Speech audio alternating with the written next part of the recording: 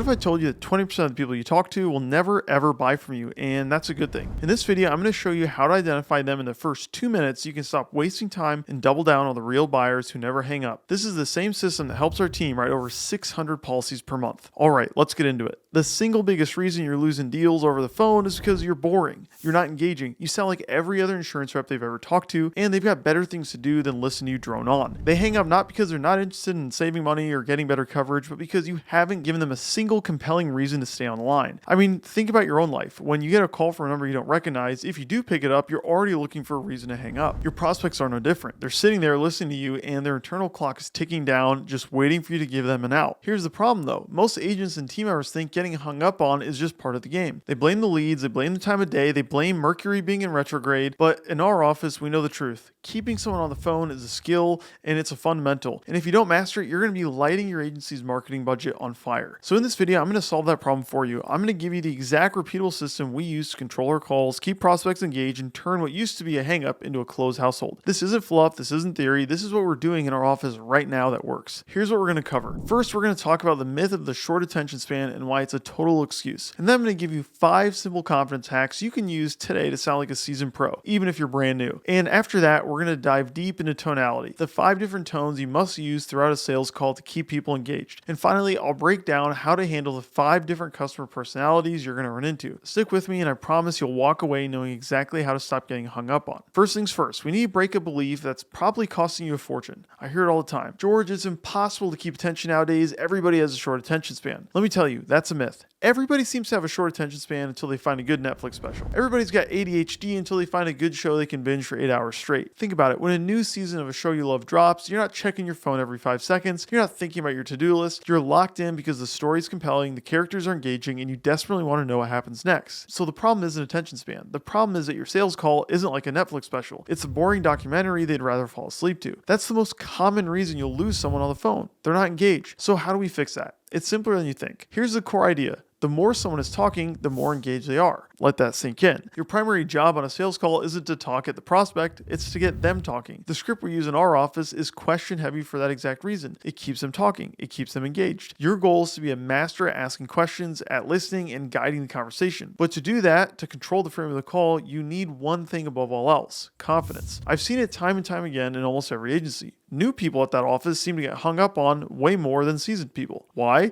Is it because the leads are different?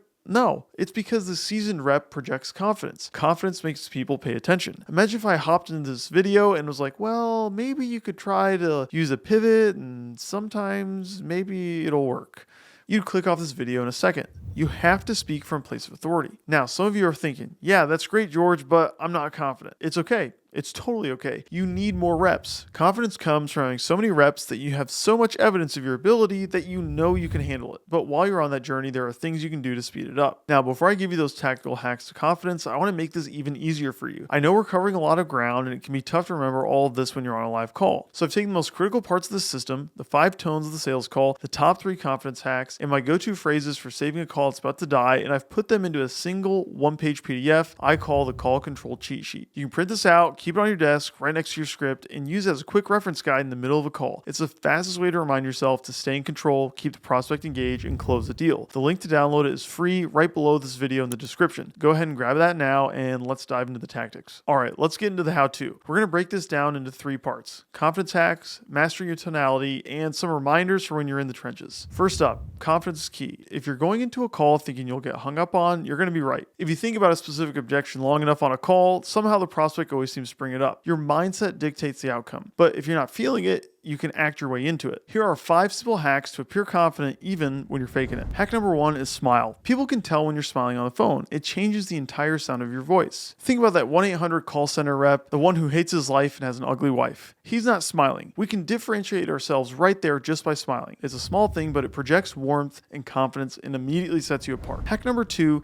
is know your applications like the back of your hand. You can be the best salesperson in the world, but if you're fumbling with a computer and saying, oh, I'm not techie, you sound like an amateur. This This was a belief I had to break early on, thinking that if I could sell, the rest would take care of itself. The reality was, not knowing how to fill out the applications led me to being slow and creating a lot of dead time on the phone, which kills sales and doesn't exactly exude confidence. Practice the quoting systems, know what screens are coming up next. It gives you one less thing to think about so you can focus on the conversation. Hack number 3, make jokes. If you can make a boring or serious topic like insurance kind of funny, people immediately think, wow, this person's been doing it a while. They must know what they're doing. Here, try this one. Next time you're asking about someone's income and someone says, you mean my gross income? Just say, yeah. What's your rough annual gross income? When they give you a number, say, well, there's nothing gross about that. It's stupid, it's cheesy, I'm from Iowa, so it's corny, but it works. It breaks the tension and it makes them laugh. And it shows confidence. Hack number 4.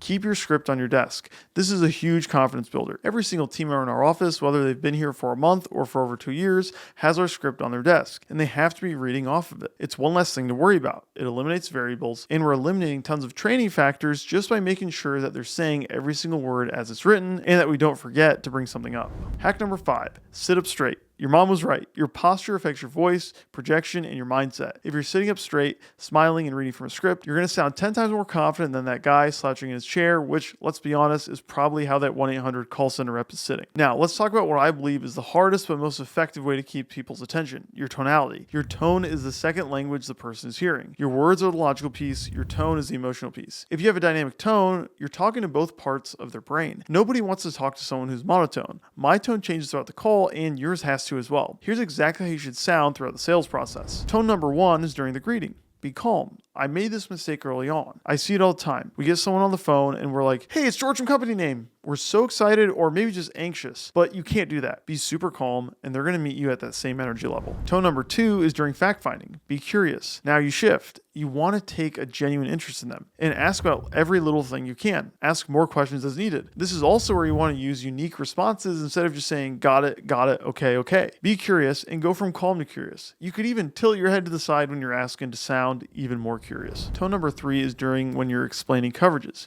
Be serious. When you're getting into the details of their policy and what you'd recommend, it's time to be serious. They're going to say, where'd that calm curious guy go? Which is good. Now you're the serious agent. We want to relay the seriousness of the matter. We're talking about protecting their family and their assets. Your tone needs to reflect that seriousness. Tone number 4 is during the presentation. Get excited. When you're presenting your recommendation and solution to the prospect, now it's time to get excited. For example, you might say, okay, we're going to be able to give you 10 times the coverage, rebuild your home, leave your family millionaires, ...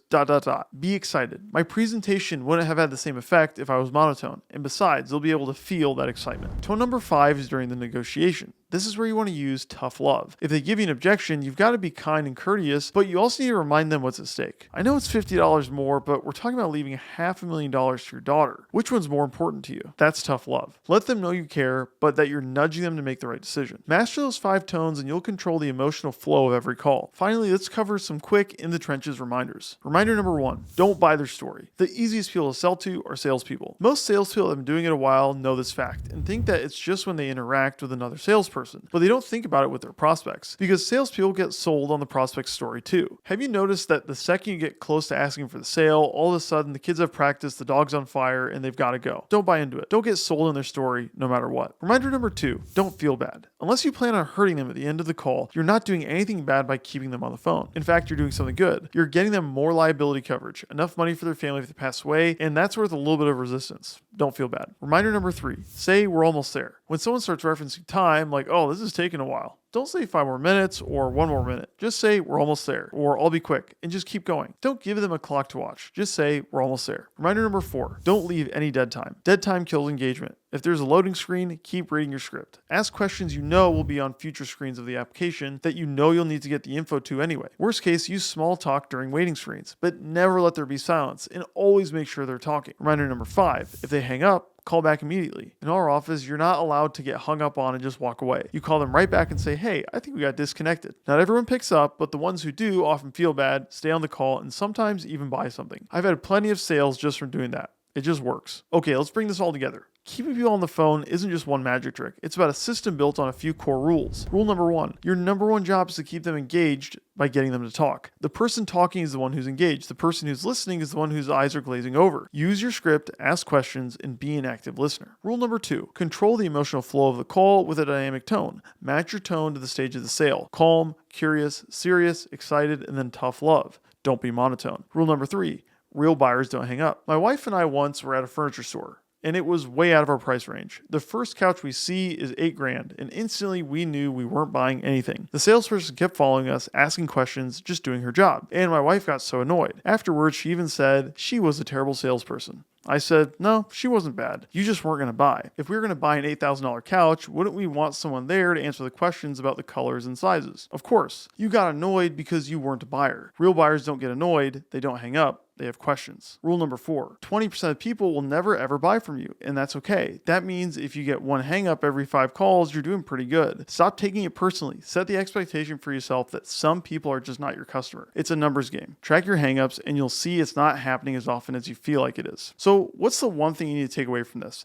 It's that you're in control for better or for worse. The reason people hang up on you isn't because of them, their attention span, or their busy schedule. It's because you haven't given them a compelling reason to stay. You haven't engaged them. Stop being boring. Use the tactics we covered to improve your confidence, control your tonality, and follow the process. When you do that, you'll find that people don't just stay on the phone, they listen, engage, and they buy. Look, I've just shown you the exact fundamentals our office uses to control every call we make. This is just one piece of the puzzle. If you want the entire system, the scripts, the frameworks, every masterclass I've built on insurance, the system that took our agency to the top 10 in the entire company, then you need to check out TrainWell. I've made just about every mistake in the book, so you don't have to. This training gives you the fundamentals that have worked in our agency for over 20 years. Click the link right below this video to learn more and get access to the entire playbook. Now that you know how to keep people on the phone, the next logical step is knowing exactly what to say to them. So you need to watch this video next. Insurance Sales Training, the 5-step sales process. Thanks for watching. Now go make some calls.